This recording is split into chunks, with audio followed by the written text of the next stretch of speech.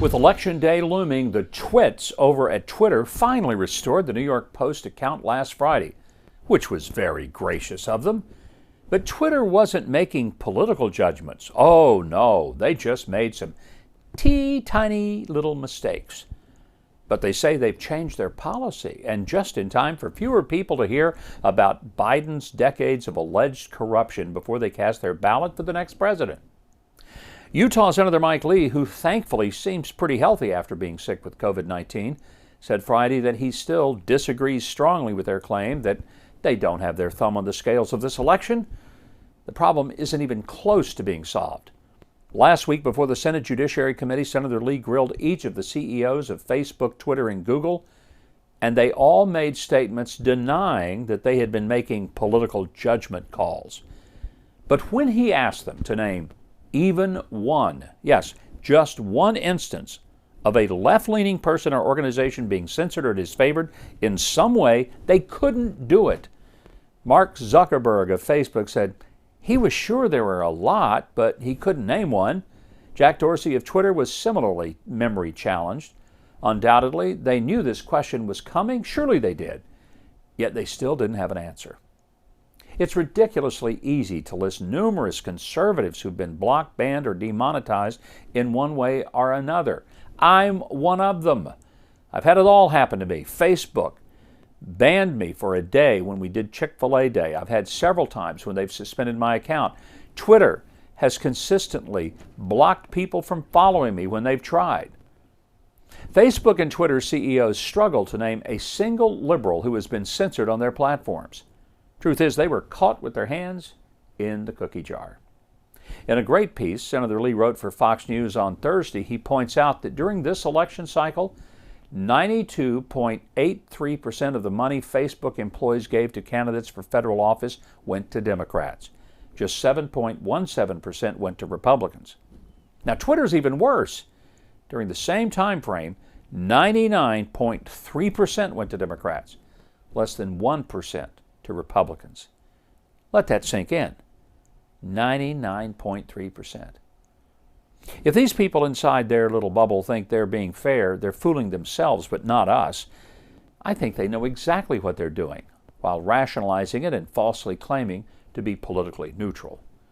As Senator Lee said, this tells us they are deliberately engaging in deceptive trade practice, which violates Section 5 of the Federal Trade Commission Act. The censorship of the Biden story on Facebook wasn't done by some faceless algorithm. No, it happened through a combination of automated and human fact-checking.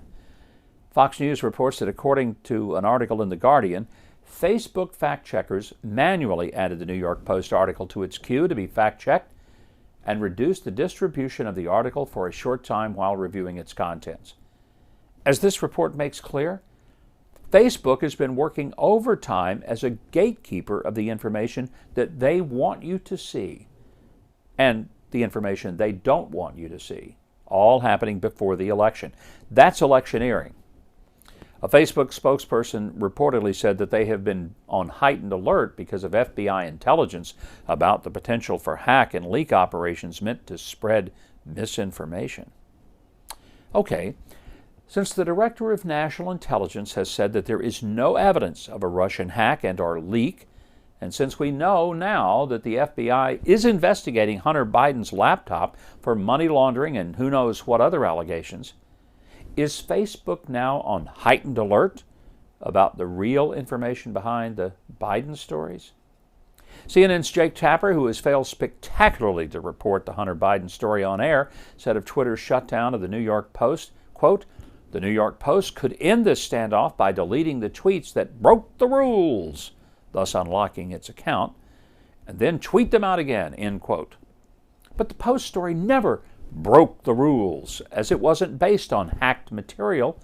So the question remains, why should they have to delete their tweets when that would make them seem as if they'd done something wrong? Sister Told Ya at Red State, one of my very favorite writers, she's at redstate.com, and she put it this way.